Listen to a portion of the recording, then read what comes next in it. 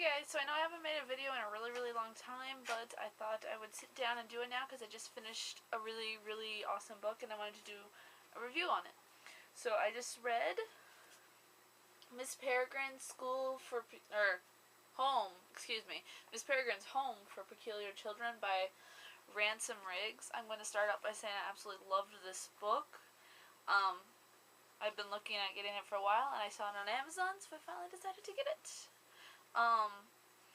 I'll start by reading the little blurby synopsis. That's it. Blurby. I like blurby better. Anyway, it all waits to be discovered. A mysterious island, an abandoned orphanage, a strange collection of very peculiar photographs. It all waits to be discovered in Miss Peregrine's Home for Peculiar Children, an unforgettable novel that mixes fiction and photography in a thrilling reading experience. As our story opens, a horrific family tragedy sets 16-year-old Jacob journeying to a remote island off the coast of Wales, where he discovers the crumbling ruins of Miss Peregrine's Home for Peculiar Children. As Jacob explores its abandoned bedrooms and hallways, it becomes clear that Miss Peregrine's children were more than just peculiar. They may have been dangerous. They may have been quarantined on a deserted island for a good reason. And somehow, impossible though it seems, they may still be alive. A spine-tingling fantasy illustrated with haunting vintage photography,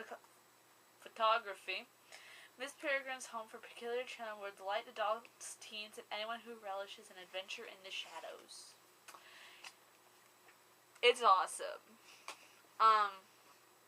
It opens with a prologue, which I don't mind prologues. I know some people aren't that keen on them, but it talks about the prologue talks about Jacob, our main character, his childhood, and his grandpa. How his grandpa has always told him these crazy stories about weird kids and how he grew up, and he grew up like during the war, year 1940 something, I do believe. But of course, now that I'm looking for it, I'll never find it. Wait, I know where it is. It's towards the end. I hope you can't hear that, because that is my hamster. Yes, 1940. So, and it takes place on this little island, and I don't want to give away too much, but his grandpa was always seemingly crazy. He told stories about how he lived at this orphanage, and he's Jewish. His grandpa, well, obviously he is too, but anyway, and he had to run away from the monsters, and I don't want to say too much, but yes,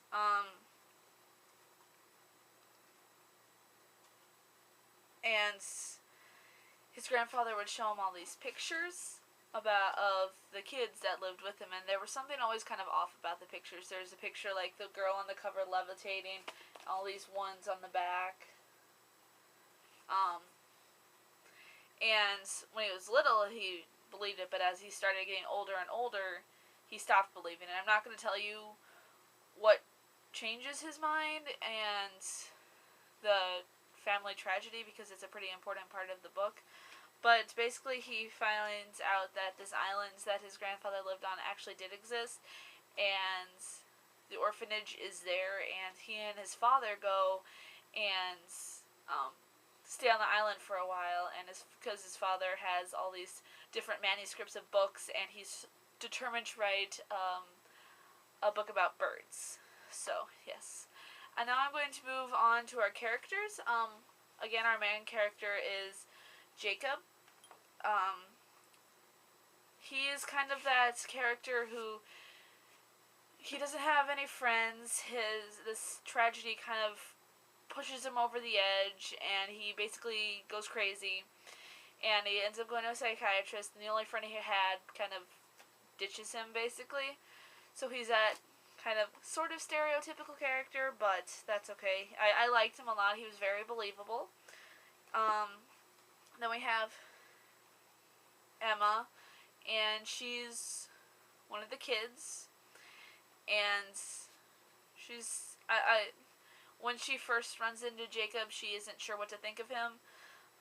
She accuses him of a bunch of different things, none of which are true. I can't say too much about her because I don't want to give anything away about her, because this book, there's so much mystery involved that if I say too much about any of the other characters besides Jacob, and even if I say too much about him, it's going to be giving something away, which is kind of annoying, but that's okay. I really, really enjoyed the different pictures that were put into it. I thought it made it much more believable. Like I said, there's like this one and the ones on the back, and that's... Yep, that's a text. And there's just ones like these, just like what would be family pictures, and ones that his grandfather had, and the letters that it's mentioned. And I think it really gives more to the story. I think it was a really, really nice way of showing, you know, what the picture is looking at, or what the person is looking at, and showing the... I mean, I thought it was a really, really nice touch.